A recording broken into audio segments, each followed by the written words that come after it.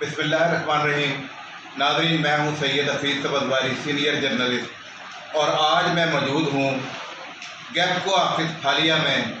और मेरे साथ जो शख्सियत मौजूद हैं उनका नाम है मोहम्मद ज़मान नईम गोंदल, जो कि SDO हैं गैपको फालिया से।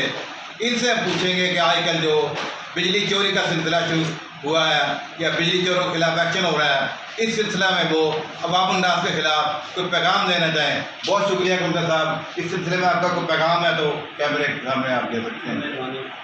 इस सिलसिले में मेरा पैगाम यही है कि मैं गुजारिश करूँगा अवाम उन्नास से, क्योंकि जो हमारे मुल्क की जो मुआशी सूरत हाल है वो बहुत ही गंभीर हो चुकी है।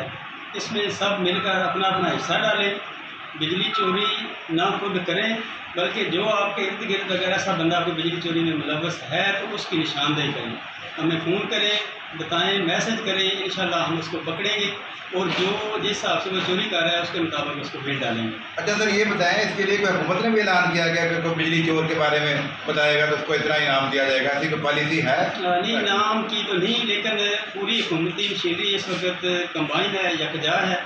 जो भी पॉइंट आउट होता है उस पर फौरी तौर पर एक्शन भी होता है और उसको रीजनेबल बिल भी डाला जाता है। जी नाज़रीन, ये था जनाब मोहम्मद ज़मान नईम गोंदल जी।